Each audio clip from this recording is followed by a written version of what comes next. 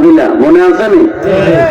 মাথার থেকে পা পর্যন্ত স্বর্ণ অলঙ্কার দিয়া মোড়ানো, আবার চেহারা তো সুন্দর, খারাপ না, অনেক সুন্দর, বয়সটাও অনেক কম।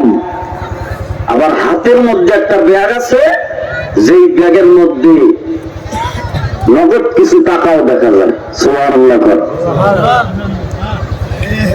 তোমার ডাক ডাকা মা, কোথায় তোমার বাড়ি, কোথায় তোমার ঘর, কোন জায়গা থেকে তুমি আসলা এত সুন্দর? ও মা, তোমার চেহারার মধ্যে মাথা থেকে পা পর্যন্ত স্বর্ণ অলঙ্কার দিয়ে মোড়ানো। আবার হাতের মধ্যে একটা ব্যাগ দেখতেছি, এই ব্যাগের মধ্যে অনেকগুলো টাকা। আমার ডাক দেখা হয়, তুমি শুধু ইয়ামিন থেকে হিজরত করে একা একা একটা মহিলা মদিনায় আসলা, অনেকদিন হয়ে গেছে, দীর্ঘ 1 মাস থেকে এর চাইতে বেশি সময় তুমি হিজরত করে মদিনা আর্থিক আসলা।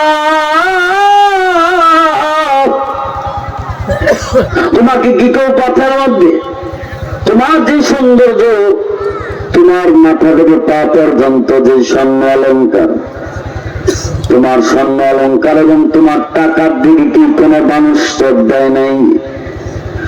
কোন মানুষ কি তোমার টাকা চিন্তা করার জন্য আসে নাই? তোমার এমনকি কোন মানুষ কি তোমার কোন যুবক তোমার সতীত্ব নষ্ট করার জন্য কি হামলা দেয় নাই?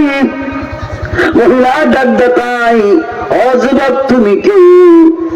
তোমাকে তো আমি চিনি না, তবে শোনো, তোমার এত বড় কথা বলার সাহস কেমনে হলো?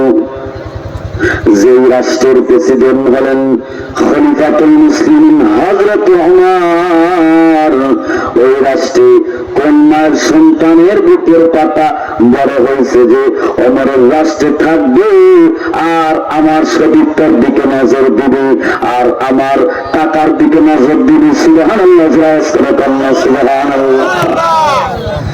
এমন একটা রাষ্ট্র কায়েম করেছেন খলিফাতুল মুসলিমিন হযরত ওমর। এই জন্য জনগণের প্রত্যেকটা মানুষের, প্রত্যেকটা জনগণের অন্তরে যদি আল্লাহর ভয় ঢুকানো যায়, প্রত্যেকটা মানুষ অটোমেটিক আল্লাহর ওলি হয়ে যাবে, আল্লাহর গোলামি পরিণত হবে, দেশটা শান্তির দেশ হয়ে যাবে।